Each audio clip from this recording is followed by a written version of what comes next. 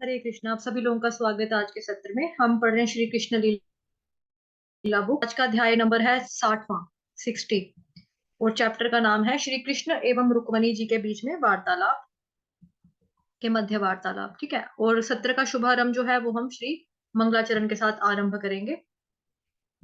ओम अज्ञानतिमिरान्धस्य ज्ञानाञ्जनशलाकया चक्षुरुन्मिलितं येन तस्मै श्रीगुरुवे नमः। श्रीचैतन्यमनोभीष्टं स्थापितं येन भूतले स्वयं रूपः कदा मह्यं ददाति स्वपदान्तिकम्। वन्देऽहं श्रीगुरुः श्रीयुतपदकमलं श्रीगुरुन् वैष्णवांश्च श्रीरूपं साग्रजातं सहगण रघुनाथान्वितं तं सजीवम् सावधैतं सावधूतं परिजनसहितं कृष्णचैतन्यदेवं श्रीराधाकृष्णपादान् सहगण ललिता श्रीविशाखान्वितांश्च।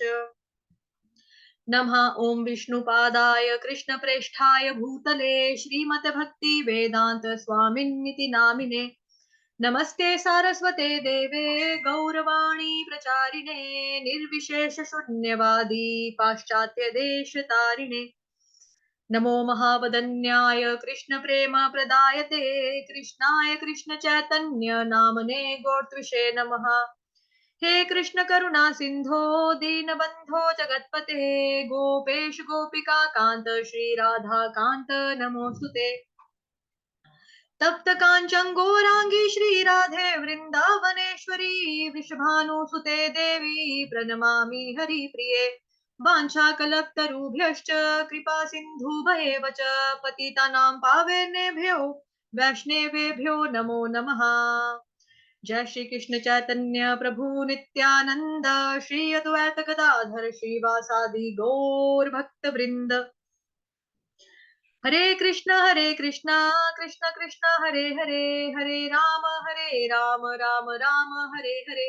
हरे कृष्ण कृष्ण कृष्ण हरे हरे हरे राम राम राम हरे हरे।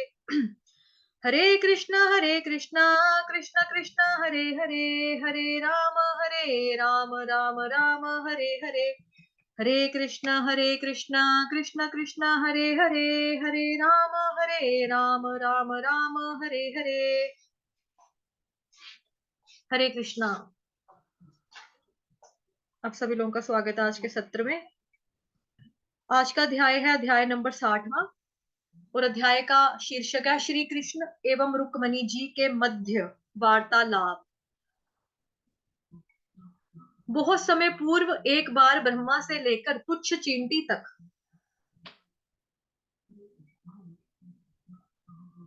समस्त जीवों को ज्ञान प्रदान करने वाले भगवान श्री कृष्ण रुक्मणी जी के शयन में विराजमान थे। अपनी सहायिका दासियों सहित वे भगवान की सेवा में संलग्न थी। श्री कृष्ण रुक्मणी जी के पलंग पर बैठे हुए थे और दासियां उनको चामर डुला रही थी। चामर इज अ काइंड ऑफ पंखी। ठीक है। भगवान श्री कृष्ण का रुक्मणी जी के साथ एक आदर्श पति की भांति व्यवहार श्री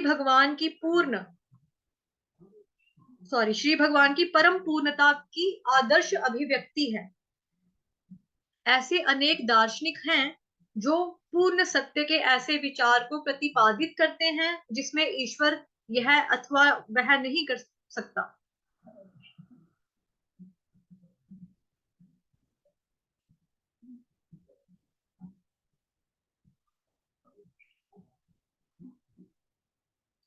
वे ईश्वर अथवा पूर्ण सत्य के मानव रूप में अवतार को अस्वीकार करते हैं, किंतु वास्तव में तथ्य भिन्न है। भगवान हमारे अपूर्ण इंद्रिय कार्यकलापों के भागी नहीं हो सकते हैं। वे सर्वशक्तिमान सर्वव्यापक श्री भगवान है। वे अपनी इच्छा से ना तो केवल समस्त सृष्टि की रचना पालन एवं संहार कर सकते हैं, अपितु सर्वोच्च ध्येय की पूर्ति के हेतु वे साधारण मानव की भांति अवतरित भी हो सकते हैं। तो श्रीमद् भगवत गीता के अध्याय 4 में भगवान कहते हैं ना कि जन कर्म च मे दिव्यम, कि मेरा जन्म मेरा कर्म जो है दिव्य है। मेरा आना मेरा जाना मेरा लीलाएं करना सब के सब दिव्य हैं। और जो मनुष्य इस चीज को तत्व से समझता है उसका पूर्ण जन्म नहीं होता, दोबारा जन्म मृत्यु जरा व्याधि के चक्कर से वो छूट जाता है। वे अपनी इच्छा से ना केवल समस्त सृष्टि की रचना एवं पालन व संहार भी कर सकते हैं। तो 9th चैप्टर में भी भगवान कहते हैं कि मैं बीज हूं। जो भी चीजें आपको नजर आती हैं, जो भी जिसका भी जन्म नजर आता है, तो वो बीज जो है वो मैं हूँ। बीज प्रदाता जो है मैं हूँ, और मैं ही पिता माँ हूँ, मैं ही पिता हूँ, मैं ही माता हूँ। ये भी भगवान 9th चैप्टर में बताते हैं। जैसा कि श्रीमद् भगवत गीता में कहा गया है कि जब भी मानवों के वृत्ति परक कार्यों की धर्म यानी कि धर्म की पूर्ति में असामंजस्य यानी कि ह्रास होता है, वे अवतरित होते हैं। तो श्रीमद् भगवत गीता अध्याय 4 का यदा यदा ही धर्मस्य वाला श्लोक है यहाँ पे, ठीक है, कि मैं कब कब आता हूँ, जब जब धर्म की हानि होती है और जब जब मेरे अपने भक्तों का उद्धार करने के लिए मैं आता हूँ। ठीक, दुष्टों को मारना जो होता है, मतलब वो भगवान जी के लिए सेकेंडरी थिंग होता है, लेकिन प्राइमरी मकसद जो उनका होता है आने का, वो भक्तों की रक्षा के लिए, भक्तों के साथ प्रेम का आदान प्रदान करने के लिए, भक्तों को दर्शन देने के लिए, है ना, भक्तों को उद्धार करने के लिए भगवान जो है वो अवतरित होते हैं। बाकी दुष्टों का जो सर्वनाश करने के लिए वो तो भगवान का कोई पार्षद आके भी कर सकता है। कोई बाह्य सत्ता उन्हें अवतरित होने के लिए बाध्य नहीं करती है। मानवों के कार्यकलापों के आदर्शों को स्थापित करने के लिए तथा साथ ही साथ मानव सभ्यता की प्रगति में बाधा डालने वाले तत्वों के विनाश के लिए वे स्वयं अपनी अंतरंगा शक्ति के द्वारा अवतरित होते हैं। श्री भगवान की दिव्य लीलाओं के सिद्धांत के अनुसार वे अपने शाश्वत श्री कृष्ण रूप में यदुवंश में अवतरित हुए। तो यहां पर भी वही चीज रिपीट हो गई है। मानव सभ्यता की प्रगति में बाधा डालने वाले तत्वों के विनाश के लिए वे स्वयं अपनी अंतरंगा शक्ति के द्वारा अवतरित होते हैं। श्री भगवान की दिव्य लीलाओं के इस सिद्धांत के अनुसार वे अपने शाश्वत श्री कृष्ण के रूप में यदुवंश में अवतरित हुए। रुक्मणी जी के महल की साज सज्जा अद्भुत थी। छत पर अनेक चंदोबे लटके हुए थे, जिनमें मोतियों की मालाओं से सज्जित झालरें लगी हुई थी। तो जैसे आजकल की डेट में वो कहते हैं ना विंड चाइम्स, जिसको हम बोलते हैं इंग्लिश में आजकल बोलते हैं ना विंड चाइम्स। इसका ट्रेंड चला था कसौटी जिंदगी की टीवी सीरियल से। जो अनुराग था प्रेरणा को हमेशा वही चीज गिफ्ट करता था, अगर आपको याद होगा तो एक तरह की ये क्या बता रहे हैं, विंड चाइम्स बता रहे हैं, बट वो किस तरह की है, छत पर अनेक चंदोबे लटके हुए थे, जिनमें मोतियों की मालाओं से सज्जित झालरें लगी हुई थी। ठीक है, और साथ ही में क्या था, वो लाइट वाली भी थी, लाइट वाली भी थी। संपूर्ण महल मूल्यवान रत्नों की कांति से प्रकाशित था। मतलब तरह तरह के मोती भी लगे हैं, नग भी लगे हैं, बिजली जैसी जो होती है, मतलब कि चमचमाती हुई चीजें, मतलब इस तरह के लिशकते हुए मोती, मतलब जैसे जिसका प्रकाश जो है वो बहुत ज्यादा है, ऐसे मतलब जेम्स, मतलब नग, ठीक है, हीरे, उस तरह के। भारत में सर्वाधिक सुगंधित माने जाने वाले पुष्प बेला और चमेली की अनेक वाटिकाएं महल में थी। भारत में, इंडिया में सर्वाधिक सुगंधित, प्लीज अपने आप को म्यूट कर लो जो भी है ये, ठीक है। यहाँ क्या लिखा है, भारत में सर्वाधिक सुगंधित माने जाने वाले पुष्प कि मानते हैं इंडिया में कि ये वाले फूलों की खुशबू बहुत ज्यादा तेज होती है, बहुत ज्यादा होती है। तो वो कौन कौन से फ्लावर के नाम बता दिए, चमेली के और बेला। अनेक वाटिकाएं, उसके अनेक वाटिकाएं मतलब बहुत सारे बगीचे जो थे वो महल में थे। इन पौधों के कई समूह थे। अब बहुत सारे फूल जो एक साथ लगे हुए हैं, खिले हुए, जिनमें खिलते हुए पुष्प महल के सौंदर्य में वृद्धि कर रहे थे। अब इतने सारे फूल जो है, इतनी सारी वाटिकाएं जो है वो खिली हैं, वहां पे खुशबू भी बहुत सारी है, और साथ ही में वो जो दिखने में भी बड़ा ही खूबसूरत दृश्य लग रहा था। पुष्पों की मधुर गंध के कारण वृक्षों के चारों ओर गुंजन करते हुए मधुमक्खियों के छोटे छोटे समूह मंडरा रहे थे। अब जहां पे मधुमक्खियां कहाँ से रस लेती हैं, ऑब्वियसली वो बेचारियां फूलों को रस चूसती हैं, फूलों से रस चूस चूस के अपना शहद बनाती हैं। तो वो लोग भी क्या कर रही थी, मधुमक्खियां, उन्होंने देखा इतने सुंदर फूल खिले हुए हैं, तो वहां पर भिन भिन आती हुई आई हैं, और वहां से अपना अपने ग्रुप्स में आई हैं वो लोग भी, और शहद इकट्ठा कर रही हैं फूलों से रस चूस चूस के। रात्रि में झरोखों की झाली से मुदित करने वाली चंद्रिका छन छन करके आती थी। वहां पुष्पों से लदे हुए अनेक परिजात के वृक्ष थे, और मंद समीर पुष्पों की सुगंध को चारों ओर फैला रहे थे। परिजात का जो वृक्ष है ना, ये हमारे शास्त्रों में बहुत ज्यादा इंपॉर्टेंट है।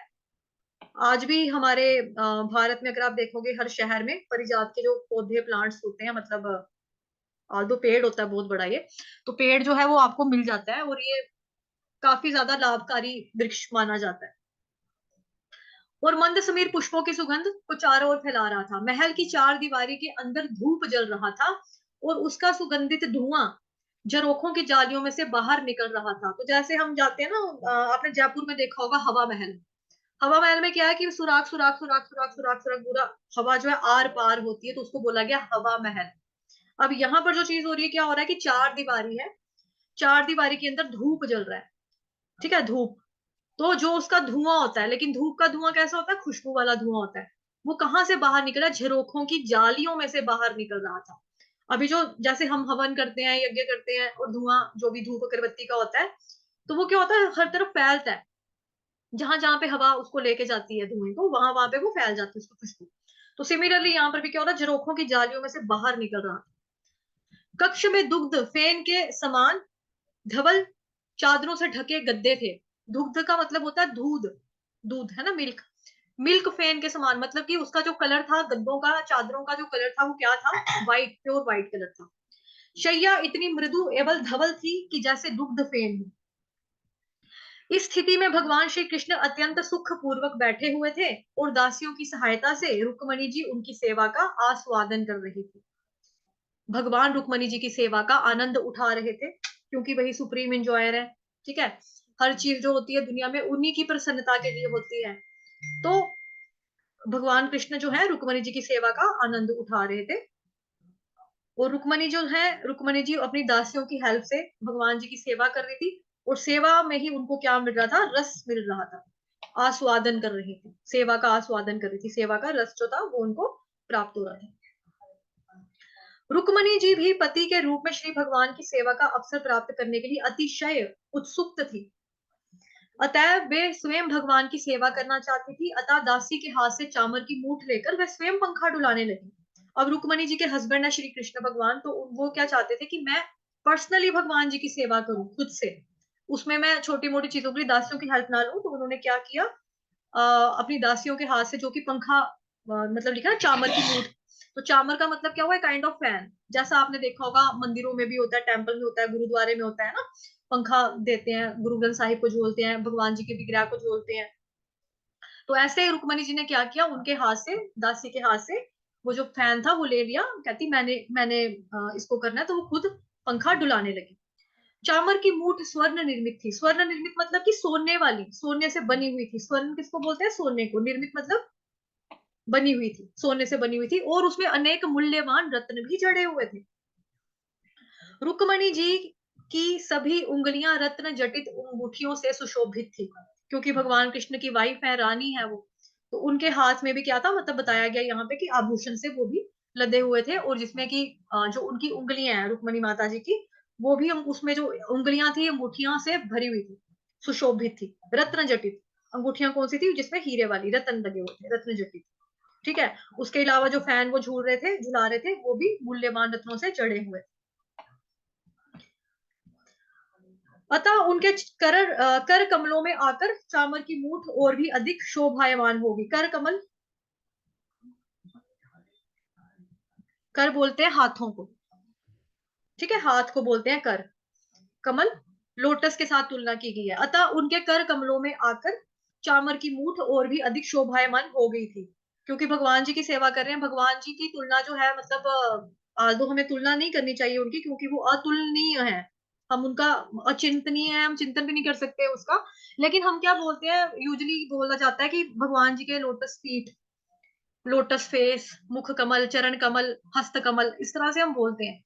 लेकिन देखा जाए तो ऐसा हमें कहना नहीं चाहिए, बिकॉज जो कमल का फूल भी है वो भी एक दिन सूखता है, वो हमेशा के लिए वैसा नहीं रहता। लेकिन भगवान तो हमेशा के लिए रहते हैं, वो कभी मुरझाते थोड़ी ना, है ना। बट भौतिक जगत में सबसे सुंदर लगता है लोगों को कमल का फूल। तो इसलिए वहां पे हम देखते हैं कि हर जगह पे भगवान जी की जो ऐसे बता दी जाती है, उनके जो चरण है वो कमल के समान है, उनके जो फेस है वो कमल के समान है, इस तरह से बोलने में आता है, क्योंकि हमने उससे सुंदर शायद कोई चीज देखी नहीं है। या हम हमारे पास इस वक्त भौतिक जगत में उससे सुंदर कोई एग्जाम्पल नहीं है, तो दैट्स वाई हम लोग ऐसा कहते हैं। बट अदरवाइज कमल का फूल जो होता है वो सूखता है, मुरझाता है, लेकिन भगवान जी कभी भी सूखते नहीं है, मुरझाते नहीं है, हमेशा खिले खिले रहते हैं। ठीक है। और यहाँ पे जैसा बताया जा रहा है कि मूल्यवान जो थे वो जड़े हुए थे, अंगूठियां माता ने पहनी हुई थी, वो बहुत सुंदर लग रहा था, और उनके हाथों में जाकर जो चामर की मूठ थी वो और भी ज्यादा सुंदर लगने लगी, और भी ज्यादा शोभायमान हो उठी। उनके पैरों में पायल थी। ठीक है। और उसमें रत्न लगे हुए थे। पैरों में क्या पहनी थी? पायल, पाजेब पहनी हुई थी, उसमें भी रत्न लगे हुए थे। उनकी साड़ी की चुन्नटों, जिसको हम कहते हैं ना साड़ी की सिलवट, चुन्नटों के मध्य पायल के घुंघरू मधुर स्वर में बज उठते थे। अब वो पंखा झुला रही हैं, इमेजिन करो पंखा झुला रही हैं, तो ऐसे करके अब जैसे स्त्री ने चूड़ियां भी पहनी होगी, चूड़ियां भी खनकेगी थोड़ा थोड़ा, है ना, चूड़ियों की आवाज आएगी इस तरह से, घुंघरू पहने होंगे, कमर के ऊपर बांधा होगा, तो वो भी घुंघरू जो होंगे वो भी बजेंगे। तो इस तरह से एक म्यूजिकली इन्वायरमेंट वहां पे था। ठीक। रुक्मणी जी के उन्नत स्तन कुमकुम और केसर से मंडित थे। इस प्रकार के वस्त्र से ढके हुए स्तनों से निकलने वाले रक्तिम प्रतिबिंब के द्वारा उनके सौंदर्य में वृद्धि हो रही थी। उनके नितंबों का अतिशय उन्नत कटी प्रदेश रत्न जटित था, मेखला से सज्जित था, और उनके कंठ में अतिशय कांति वाला हार शोभायमान था। तो ये अलग अलग तरह की जो ज्वेलरी है उसके बारे में बताया गया यहाँ पे, कि मतलब कि प्रत्येक जो अंग है माता का, उसमें क्या था, एक आभूषण जो था वो था। ठीक है। पैरों में पायल थी, कंठ में हार था, ठीक है, हाथों में अंगूठियां थी, तो इस तरह से बताया जा रहा है यहाँ। कमर पे भी था, मतलब आभूषण, आभूषण से अलंकृत थे वो पूरा। यद्यपि उनकी आयु इतनी हो चुकी थी कि उनके बड़े बड़े पुत्र होते, तथापि भगवान श्री कृष्ण की सेवा में संलग्न होने के कारण उनका सुंदर शरीर तीनों लोकों में अतुलनीय था। जब हम उनके सुंदर मुख का ध्यान करते हैं तो ऐसा प्रतीत होता है कि उनके सिर पर के कुंचित केश, उनके कानों के सुंदर कर्णफूल, उनका ससिमत मुख और उनकी स्वर्णमाला सब मिलकर अमृत वर्षा कर रहे हो। यह निश्चित रूप से सिद्ध हो जाता है कि रुक्मणी जी भगवान श्री नारायण के चरण कमलों की सेवा में सदैव संलग्न रहने वाली मूल लक्ष्मी जी के अतिरिक्त कोई और नहीं थी। तो यहाँ पे ध्यान देने वाली बात क्या है? कोई आप में से रीड करना चाहता है? विनीता माता जी पढ़ोगे आप? हरी बोल। ओके माता जी, मैं आपको अनम्यूट कर रही हूँ, थोड़ा सा मैं यहाँ से समझा देती हूँ, फिर आप अनम्यूट कर लेना अपने आप को, आप मेरी साइड से अनम्यूट।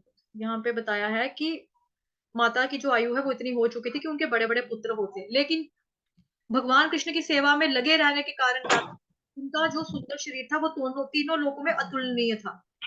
तो जो लोग हैं उसमें अतुलनीय था माता का शरीर के बारे में बताया जा रहा है। जब हम उनके सुंदर मुख का ध्यान करते हैं तो ऐसा प्रतीत होता है कि सिर पर के कुंचित केश, उनके कानों के सुंदर कर, उनका सर, मुख और स्वर्णमाला सब मिलकर अमृत वर्षा कर रहे हो।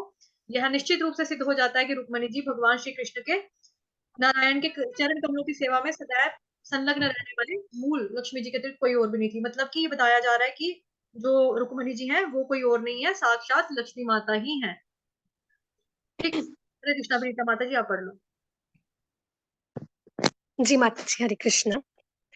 महाजनों ने श्री कृष्ण तथा रुक्मिणी जी की द्वारका की लीलाओं के श्री नारायण एवं श्री लक्ष्मी जी की अभिव्यक्ति माना है, जो ऐश्वर्य से परिपूर्ण है। वृंदावन में श्री राधा कृष्ण लीलाएं सरल तथा ग्राम्य है और द्वारका की लीलाओं की सुसंस्कृत विशेषताओं से भिन्न है। रुक्मिणी जी के विशिष्ट गुण असामान्य रूप से उज्जवल थे और श्री कृष्ण उनके व्यवहार से अत्यधिक संतुष्ट थे। सॉरी। श्री कृष्ण ने अनुभव किया था कि अब जब नारद मुनि ने रुक्मिणी जी को एक पारिजात पुष्प अर्पित किया था, तब सत्यभामा अपनी सोच के प्रति विद्वेष से भर गई थी और तत्काल उन्होंने श्री कृष्ण से एक वैसे ही पुष्प की मांग की थी। वस्तुतः वे तब तक संतुष्ट नहीं हुई जब तक श्री कृष्ण ने उन्हें पारिजात का एक पूर्ण वृक्ष देने का वचन नहीं दे दिया था। अंततः श्री कृष्ण ने अपना वचन पूरा किया और स्वर्ग लोक से वे एक वृक्ष पृथ्वी लोक पर ले आए। इस घटना के उपरांत श्री कृष्ण को आशा थी कि सत्यभामा को पारिजात का एक पूर्ण वृक्ष दिए जाने पर रुक्मिणी जी किसी न किसी वस्तु की मांग करेंगी, किंतु रुक्मिणी जी ने उस घटना की कोई चर्चा ही नहीं की, क्योंकि वे स्वभावतः गंभीर गंभीर प्रकृति की थीं और अपनी सेवा में ही संतुष्ट थीं। श्री कृष्ण उन्हें किंचित रुष्ट देखना चाहते थे, अतएव उन्होंने रुक्मिणी जी के सुंदर मुख को रुष्ट अवस्था में देखने के लिए चाल चली। यद्यपि श्री कृष्ण की 16,100 से भी अधिक रानियां थीं, वे प्रत्येक से कौटुंबिक स्नेह पूर्वक पूर्वक व्यवहार करते थे। वे अपने तथा अपनी पत्नी के मध्य ऐसी परिस्थिति उत्पन्न कर देते थे जिसमें पत्नी मानवश उनकी आलोचना करे और श्री कृष्ण उसका आनंद उठाते थे।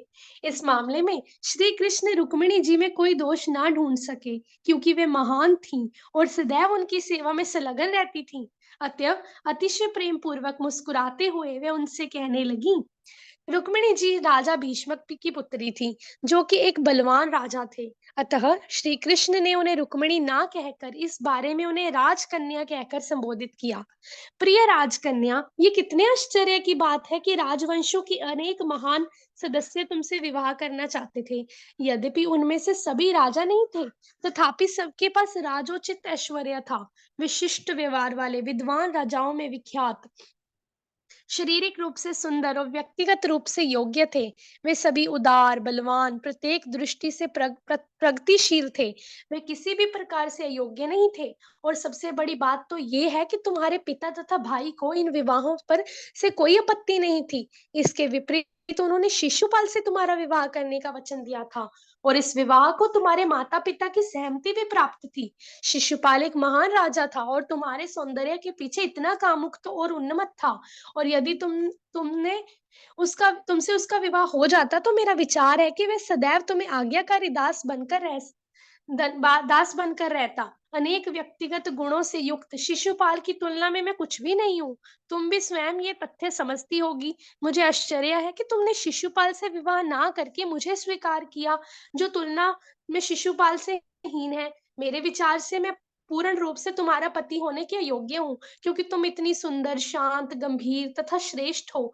क्या मैं तुमसे यह कारण पूछ सकता हूँ जिसने तुमको मुझे स्वीकार करने को प्रेरित किया? वस्तुतः अब मैं तुम्हें अपनी सुंदर पत्नी कहकर संबोधित कर सकता हूँ, किंतु फिर भी मैं तुम्हें अपने वास्तविक पद से अवगत करवा दूं कि मैं तुमसे विवाह करने के लिए इच्छुक उन सभी राजाओं से हीन हूँ।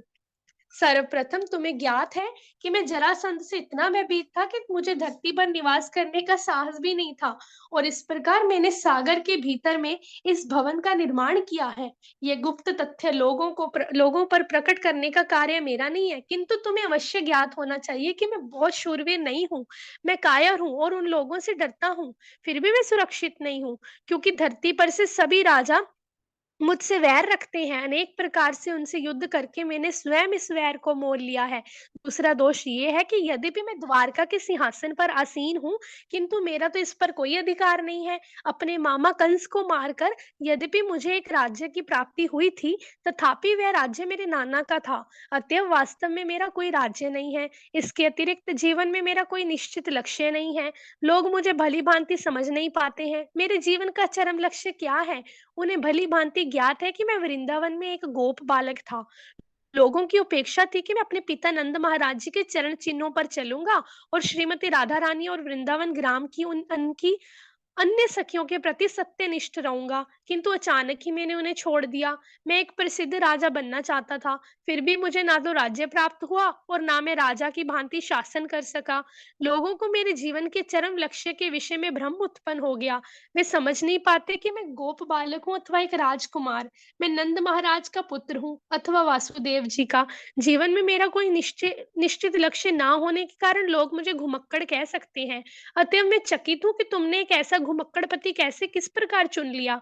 इसके अतिरिक्त सामाजिक शिष्टाचार में भी मैं पटु नहीं हूँ। एक व्यक्ति को एक पत्नी से संतुष्ट रहना चाहिए, किंतु तुम देख रही हो कि मैंने अनेक विवाह किए हैं और मेरी 16,000 से भी अधिक पत्नियां हैं।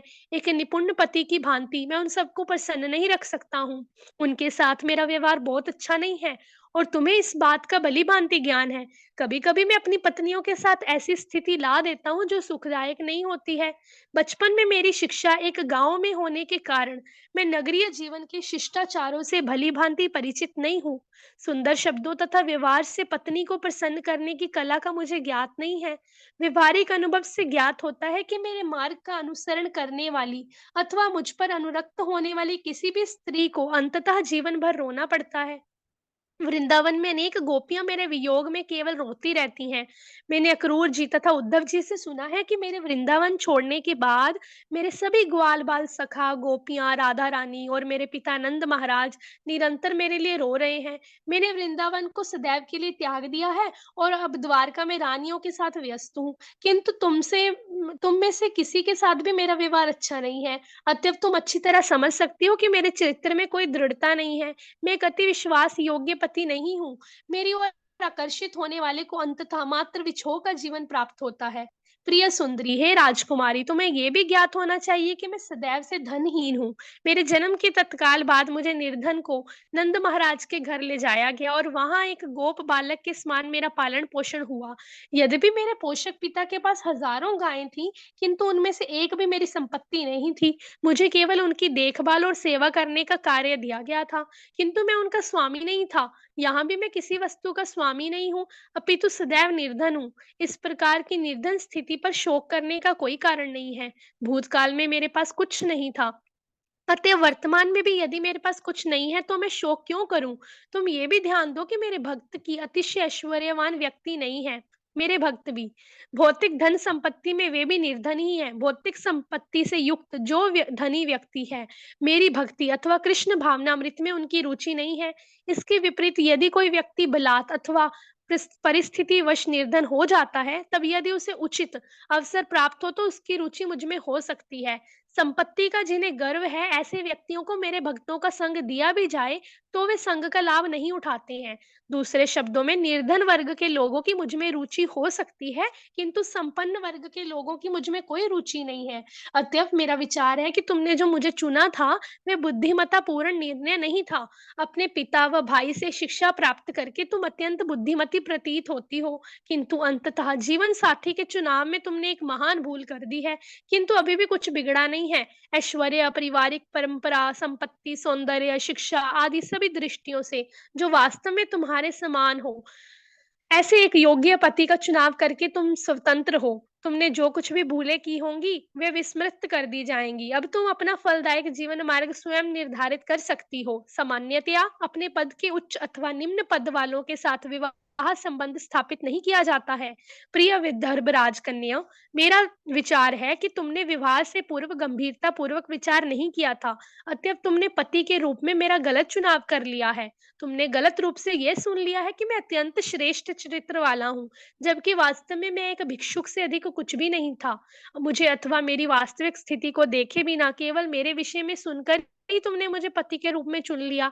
ऐसा करना उचित नहीं था। अतः मेरा तुमको परामर्श है कि अब तुम किसी महान क्षत्रिय राजा को चुनकर उसे अपने जीवन साथी के रूप में स्वीकार कर सकती हो और मुझे त्याग सकती हो। श्री कृष्ण ने रुक्मणी जी के समक्ष विवाह विच्छेद का प्रस्ताव तब रखा जब जब पहले से ही रुक्मिणी जी अनेक युवा पुत्रों की माता बन चुकी थी, अतएव रुक्मिणी जी के सम्मुख रखा गया श्री कृष्ण का प्रस्ताव अनपेक्षित था, क्योंकि वैदिक सभ्यता में पति पत्नी को विलग करने के लिए विवाह विच्छेद जैसी कोई चीज नहीं है। ना ही रुक्मिणी जी के लिए प्रौढ़ अवस्था में ऐसा कर पाना संभव था, जबकि उनके कई विवाहित पुत्र भी थे। श्री कृष्ण का प्रत्येक प्रस्ताव रुक्मिणी जी को पागलपन के समान प्रतीत हुआ और श्री कृष्ण ऐसी बातें कह सकते हैं, इस पर उन्हें अत्यंत आश्चर्य हुआ। यद्यपि वे अत्यंत सरल स्वभाव की थी, किंतु श्री कृष्ण के वियोग से विचार से उनकी व्याकुलता पल पल बढ़ रही थी। श्री कृष्ण ने आगे कहा, तुम्हें अपना परलोक भी बनाना है। अतएव तुमको परामर्श है कि तुम किसी ऐसे व्यक्ति को चुनो जो तुम्हारे इस जीवन तथा अगले जीवन दोनों में सहायक हो, क्योंकि मैं तुम्हारी सहायता करने में पूर्ण रूप से असमर्थ हूँ। हे सुंदर राजकुमारी, तुम जानती हो कि शिशुपाल, शाल्व, जरासंध, दंतवक्र और तुम्हारे भाई रुक्मी सहित समस्त राजा मेरे शत्रु हैं। वे मुझे पसंद नहीं करते। अपने अंतर्मन से वे मुझसे घृणा करते हैं। वे सभी राजा अपनी भौतिक संपत्ति पर अत्यंत गर्व करते हैं और वे अपने समक्ष आने वाले किसी भी व्यक्ति की चिंता नहीं करते थे। उनको पाठ पढ़ाने के उद्देश्य से तुम्हारी इच्छा अनुसार मैं तुम्हारा हरण करने के लिए सहमत हो गया था। यद्यपि तुम विवाह से पूर्व भी मुझसे प्रेम करती थी, किंतु वास्तव में मुझे तुमसे कोई प्रेम नहीं है। जैसा मैंने पहले ही स्पष्ट कर दिया है, पारिवारिक जीवन अथवा पति-पत्नी के मध्य प्रेम में मेरी कोई विशेष रुचि नहीं है। पारिवारिक जीवन, पत्नी, संतान, घर अथवा ऐश्वर्य के प्रति स्वभाव से ही मेरी विशेष रुचि नहीं है। जिस प्रकार मेरे भक्त सदैव इन भौतिक संपत्तियों के प्रति उदासीन रहते हैं, मैं भी वैसा ही हूँ। वास्तव में मुझे आत्म साक्षात्कार में रुचि है, क्योंकि वही मुझे सुख देता है, पारिवारिक जीवन नहीं। इस प्रकार कहने के पश्चात श्री कृष्ण अचानक मौन हो गए। महान अधिकारी सुखदेव गोस्वामी कहते हैं कि लगभग सदैव ही श्री कृष्ण अपना समय रुक्मिणी जी के साथ व्यतीत करते थे। रुक्मिणी जी को इस बात का किंचित गर्व था कि वे इतनी भाग्यशालिनी है कि श्री कृष्ण क्षण भर भी उनसे दूर नहीं रहते हैं। किंतु श्री कृष्ण को अपने किसी भी भक्त का गर्वित होना अच्छा नहीं लगता है। जैसे ही कोई भक्त गर्वित हो जाता है, वैसे ही भगवान किसी न किसी विधि से उस गर्व का खंडित कर देते हैं। इस उदाहरण में भी श्री कृष्ण ने बहुत सी ऐसी बातें कही हैं जिसका सुनना श्री रुक्मिणी जी को अप्रिय लगा। वे केवल यही निष्कर्ष निकाल सकीं कि यद्यपि उन्हें अपने पद पर गर्व है, तथापि श्री कृष्ण किसी भी क्षण उनसे वियुक्त हो सकते हैं। श्री कृष्ण जी को ज्ञात रुक्मिणी जी को ज्ञात था कि उनके पति सामान्य मानव नहीं थे। वो तीनों लोकों के स्वामी श्री भगवान थे। वे जिस भांति बोल रहे थे, उससे रुक्मिणी जी को भगवान के वियोग का भय होने लगा, क्योंकि इससे पूर्व उन्होंने श्री कृष्ण से ऐसे कठोर वचन कभी नहीं सुने थे। इस प्रकार वे वियोग के भय से चिंतित हो उठी और उनकी हृदय गति तीव्र हो उठी। श्री कृष्ण के एक भी शब्द का उत्तर दिए बिना वे अत्यंत दुख से केवल रोने लगी, जैसे कि वे दुख के सागर में डूब रही हों। वे निःशब्द अपने पैर के नाखूनों से धरती कुरेदने लगी। उनके पैर के नाखूनों का रक्तिम प्रतिबिंब धरती पर पड़ रहा था। उनके नैनों से बहने वाले अश्रु गुलाबी थे और उनसे उनकी पलकों का अंजन धुल गया था। अश्रु उनके स्तनों पर के कुमकुम व केसर को भाते हुए नीचे गिर रहे थे। अत्यंत दुख से उनका कंठ अवरुद्ध हो गया था और एक भी शब्द कहने में असमर्थ वे सिर झुकाकर खड़ी छड़ी की भांति खड़ी की खड़ी रह गईं। अत्यंत दुग्ध भय तथा शोक के कारण उनकी समस्त तर्क शक्ति लुप्त हो गई थी। वे इतनी शक्तिहीन हो गईं, तत्काल इतना भार कम हो गया कि उनकी कलाई की चूड़ियां भी ढीली हो गईं। जिस चामर से वे श्री कृष्ण को हवा दे रही थी, वह तत्काल उनके हाथ से गिर पड़ा। उनका मस्तिष्क एवं स्मृति भ्रमित हो गई और वे चेतनाहीन हो गईं। उनके सिर की सुंदर केश सज्जा खुल गई और उनके केश इधर-उधर बिखर गए। आंधी से कटे हुए केले के वृक्ष की भांति वे सीधे गिर पड़ी। भगवान श्री कृष्ण तत्काल समझ गए कि रुक्मिणी जी ने उनके शब्दों को विनोद के रूप में ग्रहण नहीं किया है। रुक्मिणी जी ने श्री कृष्ण को शब्दों को अत्यंत गंभीरता से लिया था और उनके आसन वियोग के अतीव दुख में से वे इस तरह गिर पड़ी थी। भगवान श्री कृष्ण अपने भक्तों के प्रति स्वाभाविक रूप से अत्यधिक स्नेह रखते हैं। रुक्मिणी जी की इस दशा को देखकर उनका हृदय तत्क्षण द्रवित हो गया। वे तत्क्षण रुक्मिणी जी पर दयालु हो गए। श्री कृष्ण तथा रुक्मिणी जी का संबंध लक्ष्मी नारायण के संबंध जैसा था।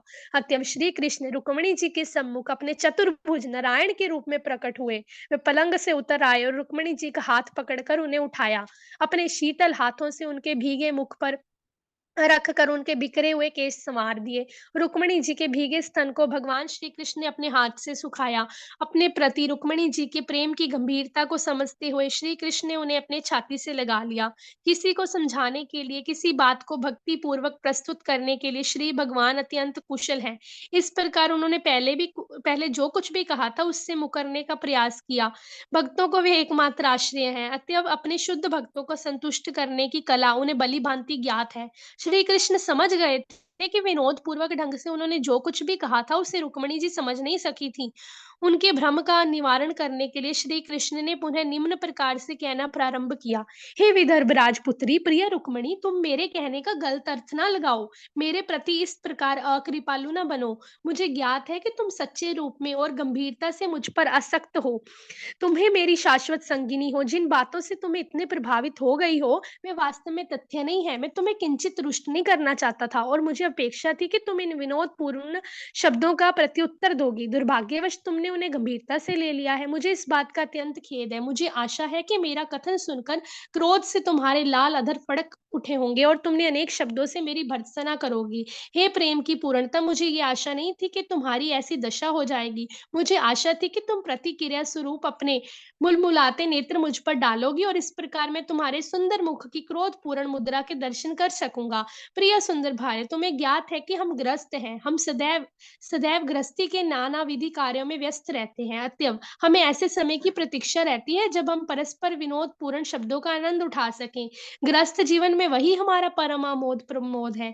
वास्तव में गृहस्थ समस्त दिन रात कठोर श्रम करते हैं, किंतु जैसे ही पति पत्नी एक साथ मिलते हैं, उनके पूरे दिन दिन के श्रम की थकान दूर हो जाती है और वे अनेक प्रकार से जीवन का आनंद उठाते हैं। भगवान श्री कृष्ण स्वयं को एक सामान्य गृहस्थ की भांति प्रदर्शित करना चाहते थे, जो पत्नी से विनोदपूर्ण वार्तालाप करके प्रसन्न होता है। अतएव उन्होंने बारंबार रुक्मिणी से विनती की कि वे उन शब्दों को गंभीरता से ना लें। इस रीति से भगवान कृष्ण ने अपने मधुर वचनों से रुक्मिणी जी को शांत कर दिया। इसके पश्चात वे समझ गई थी कि श्री कृष्ण ने पहले जो कुछ भी कहा था, उसका तात्पर्य वह नहीं था। वे शब्द श्री कृष्ण और रुक्मिणी जी के मध्य कुछ विनोदपूर्ण आनंद लाने के लिए कहे गए थे। अतः वे श्री कृष्ण के शब्दों को सुनकर शांत हो गई। धीरे धीरे भगवान से वियोग के समस्त भय से वे मुक्त हो गई और उनके मुख पर स्वाभाविक मुस्कान आ गई।